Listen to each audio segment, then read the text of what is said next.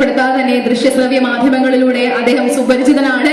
സുരേഷ് ഗോപി ചിത്രങ്ങൾ നമുക്ക് മറക്കാനാവില്ല, പക്ഷേ അതിനേക്കാൾ കൂടുതൽ താരപരിവേഷമുള്ള വ്യക്തിയാണ് നമുക്ക് ഏവർക്കും പ്രിയങ്കരനായ ശശികുമാർ സാർ. തീർച്ചയായും അദ്ദേഹത്തിന് ഈ വേദിയിലേക്ക് ആദരപൂർവ്വം സ്വാഗതം ചെയ്യുകയാണ്. അദ്ദേഹത്തിന്റെ വാക്കുകളിലേക്ക് please sir. Definitely we are expecting a few words on this fantastic occasion.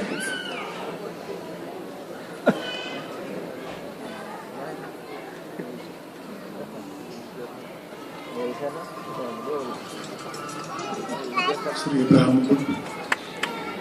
ആരാധനായ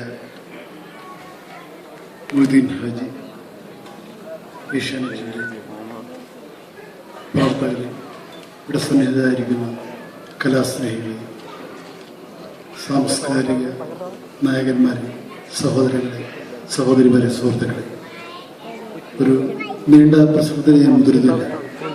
കാരണം അണിയറയിലെ വളരെയധികം കലാപരിപാടികൾ തയ്യാറെടുത്തുകൊണ്ടിരിക്കുകയാണ്.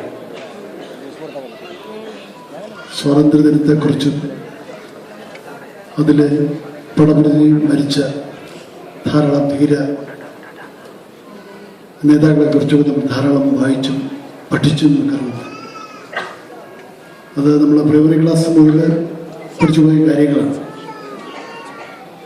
അവർ പാർന്നുന്ന ആവേശം, അവർ പാർന്നുന്ന ആർജസ്വത ഈ മലപ്പുറത്ത്, ഈ പെരിന്തൽമണ്ണയിലെ ജനങ്ങളിൽ ഞാൻ കാണുകയാണ്.